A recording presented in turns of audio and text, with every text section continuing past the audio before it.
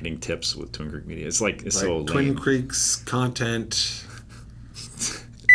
chats. The chat. This month's marketing minutes. Yeah. Marketing moment. Marketing.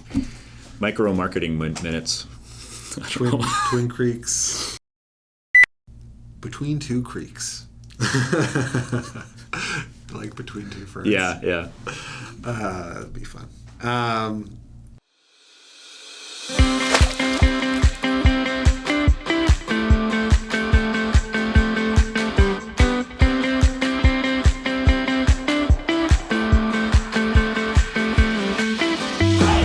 Hi everyone, welcome to our show. This is James Shaw from Twin Creek Media, and I'm Noah Barlow from Twin Creek Media. And today we're talking about website design and how it's changed since the birth of the internet in the 90s. Well, technically that's not even true, but the consumer internet was in the 90s. The military was using it far before that, right? Yeah, I mean the first website I remember creating was actually in the 1990s. In high school for my dad. Wow. Yeah, I did it in, I think it was HTML code. Yeah. And it was like you had to literally text everything into this box and then have it on the internet. It was really bizarre. Huh. That's impressive because I didn't even make a website until the early 2000s. But I remember I got asked, like, what was your first website like? Like, it was green. Because I learned how to code the background of the page, green, and I thought that was really awesome because I bought myself a book on HTML, similar to what you were doing. You type some code in, and then you get some text on the screen.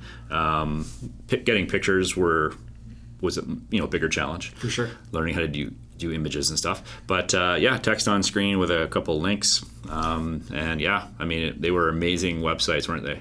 Yeah. Not at all, actually. They were terrible. Well, I learned how to do a step and repeat in the background with the wood background because my father is a carpenter.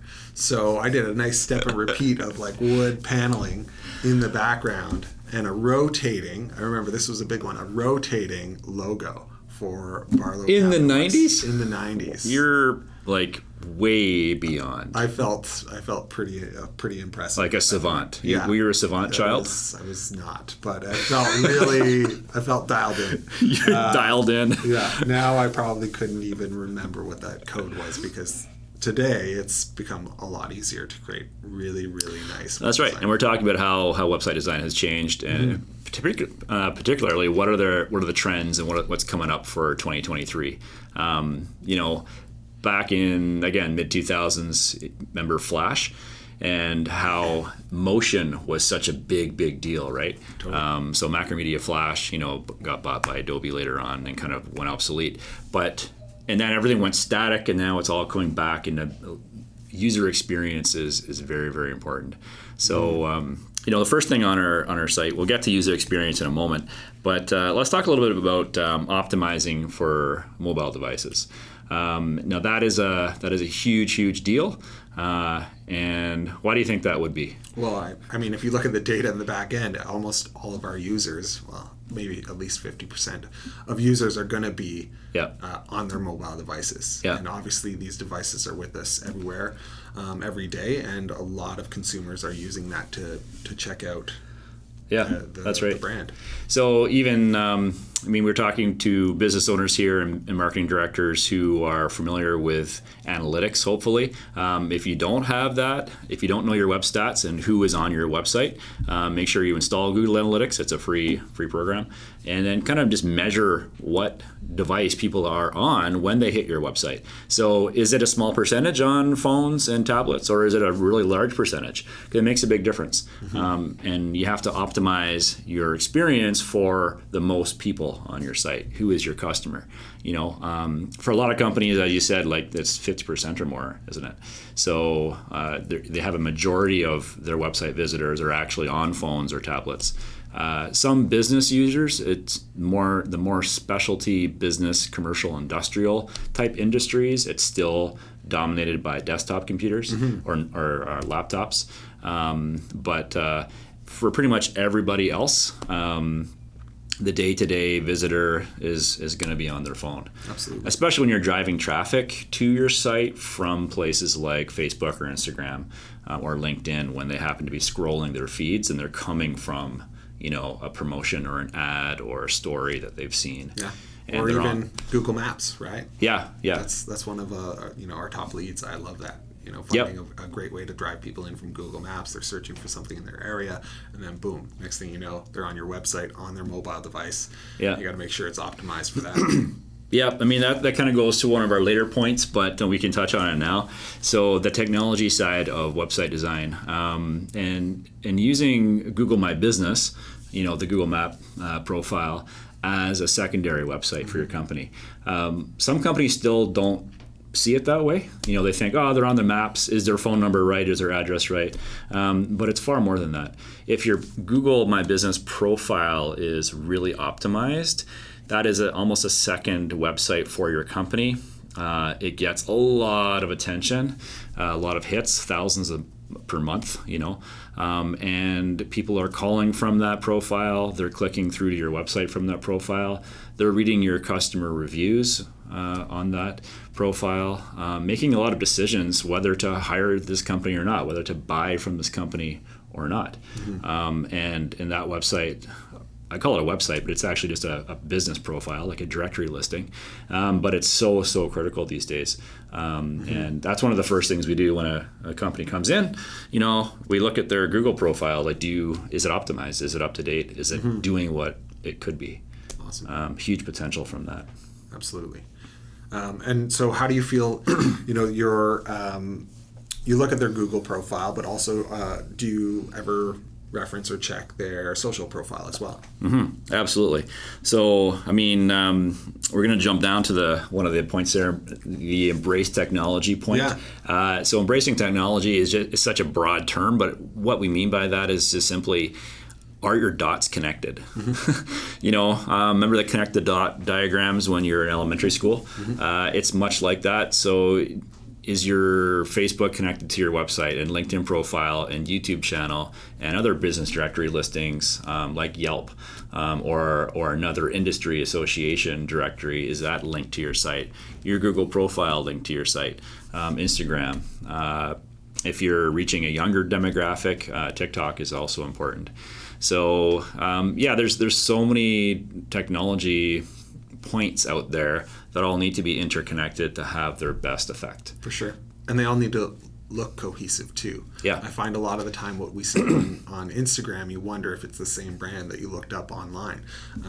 But not the case with our clients, obviously. Yeah. It's very important to have a cohesive look and feel as well. And we're seeing more and more clients pull the information from Instagram, Facebook, or Google reviews. All of those can be now pulled into the website and incorporated into design, because I think having, similar information across all platforms is very important, but we digest the information in different ways. Yeah, branding is related now to trust and authority with the people's first impression. You get a chance to meet and greet somebody. You're already making judgments in the first 5 seconds. Mm-hmm. It's exactly the same with a website. We have this 5-second test. When you hit a page, am I in the right place? Can I trust this company? Is this company for me?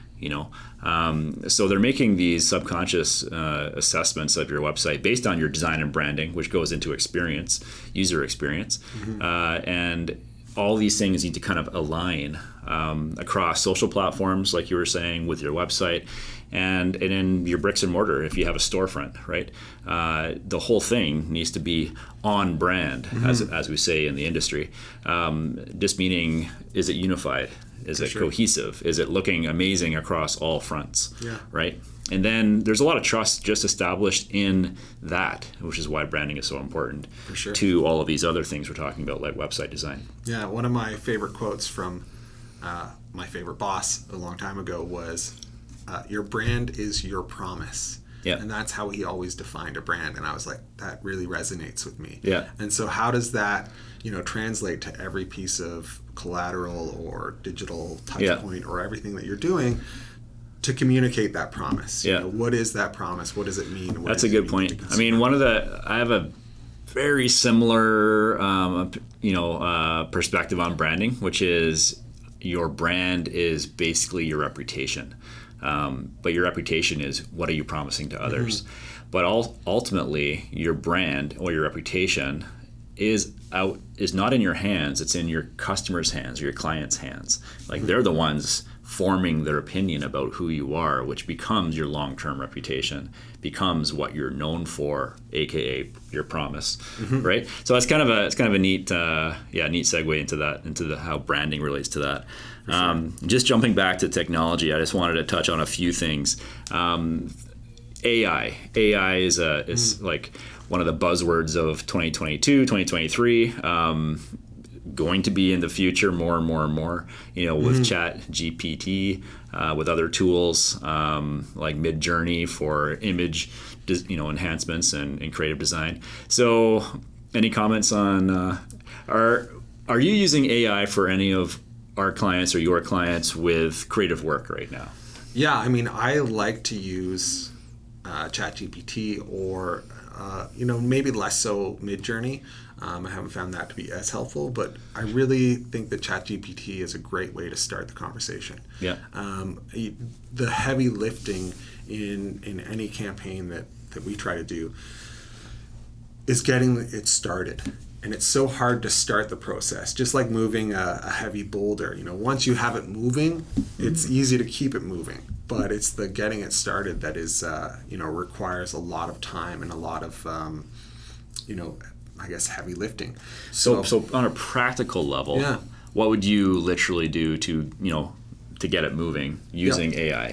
So I would, type in a prompt that would start a copywriting session, let's say. So, let's write a script for a 30-second TV commercial about, the latest beer, and sort of put in some audience prompts and then see what it spits out and leverage that as a starting point. Yeah. And so you're almost using it as an assistant, as a creative assistant for a brainstorming session. Exactly. Like a buddy. It's like, here, let me give you some ideas, bounce it back to me. Yeah. What do you think? And that's actually pretty cool. It is fun because, oftentimes I don't get something that I like back, but it gets my brain thinking in a completely different way. Yeah. And to the point where I've now started to be able to identify when my clients are using AI as well to respond to things. And you can kind of see a general theme that is forming there, but I don't hate it by any means. I think it's fun. I think it's a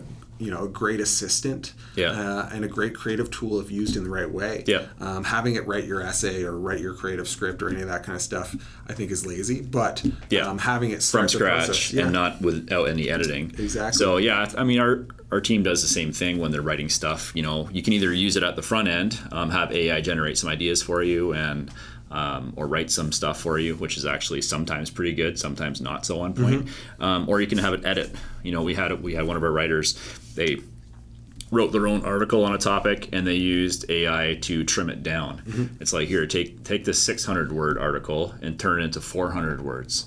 Totally. Where can it be? So it was almost like a assistant editor, but from an AI perspective too. So again, you're using it as an assistant, as a tool, which is the point, right? Yeah, and I like to use it to help me to, sort of, like you said, truncate ideas. Give me the 5 bullet points out of this article that I just wrote, or help me summarize our big thoughts around these 3 things in cannabis, or any of those kind of clients that we work with. And oftentimes it will give you a great summary of what you're trying to achieve, and then you can take and further refine it. So I like it. And I think it's only getting better. And you also see it used in chatbots, right? So ensuring that we can have, websites that are providing user engagement, installing an awesome AI chatbot that will allow customers to find the right information and respond to the right article and reference the right device that you're selling or whatever it is. I think that's really powerful. I mean, we've used chatbots on several of our clients' websites, from the legal industry, law firms, to medical, clinics on a clinic level, over to software technology. So, chatbot is a good kind of virtual receptionist in a sense. Mm-hmm. Some of the companies have it manned with a live person, like a human. Other ones say, we can't handle the number of conversations coming in or afford to pay someone who just sits there, and answers all the conversations, when the front end of it, which would be kind of the first 5 questions or so, could be done with a chatbot, with an AI, following a scripted path, kind of a conversational program. They call them like, playbooks, like a conversational playbook. So, you start with a basic set of questions, and then depending on the person's answer, then it kind of goes down that tree, that little conversation path. And it ends with, a certain endpoint where they're either provided the resource they were looking for, or an answer to their question, or setting up an appointment, or booking a call with somebody for follow-up. So lead generation is a lot of what our agency is doing with our clients, and chatbots are a good tool for that. Yeah, I think so. I remember having to train employees on how to communicate with customers for our customer service channel when I worked for a large consumer packaged good company. And it was, the textbook was hefty. And now to have that automated is actually impressive, because you don't have to do all that back learning, and you don't have to, set somebody up with a week's worth of learning about your product information, or PK as they called it in the industry. The chatbot can just know it when you upload the document. And it's also I totally agree with all that. The disadvantage I find when I'm on a website with a chatbot is you can't get to a human ever. They've actually blocked that. Yeah. And I don't know if you've ever tested, you kind of get into there and you're like, I know this is a chatbot I'm talking to, and you type in human, please, but a human seems to be like a trigger word. And some of the chatbots recognize that, and they go, please, connecting you with, customer service representative, just hold on one moment. Because I didn't know how to get out of this like little box that I'm in talking to this chatbot. And I was like, I don't want to talk with an AI. I want a human being. I have a weird question. I just want it answered. Yeah. And I went, human, please. And then it went connecting you with an agent or with the customer service rep. That's great. It was awesome. I was like, I just wanted to, I gave up. I kind of, absolutely, human, and it was funny because you think of, I don't know, in the 90s or the 2000s, and that was beyond, right? That was in the movies, like sci-fi stuff, where you say, I need to talk with a human being. Yeah. Like, you even imagine saying that? Totally. But the wait times have decreased. So that's important. The wait times have decreased. I think that, to me, is probably one of the best, pieces of AI out there, is like, if the AI bot, the chat bot, can solve the wait time issues, it means I spend less time waiting to connect with a real person, because they're solving the majority of problems. I really enjoy that. Yeah, always a silver lining. Yeah. Good point. I think another piece of technology that has really impressed me is the translation services available. Being able to speak in multiple languages. I think the way that AI has advanced that has really helped. I translated one of our clients' websites into German recently, and instead of having a translator go through all of the copy on the website, it is a really, really hefty, copy-heavy website because of the industry that they're in. Yeah. It's mining. It's very technical. There's a lot of technical jargon within there. And so instead of handing over a copy deck to a translator, I uploaded the service and the plugin, and it translated all of the copy through the entire website into German. And then I had the translator, I hired a translation service to just review. Okay. And so they did have edits. I was about to put you on the hot spot and so how do you know that's accurate when you don't speak the language? No. So instead of hiring somebody to do all the copy edits, and then for me to go into the website and place all the copy edits, now I insert the plugin. Yeah.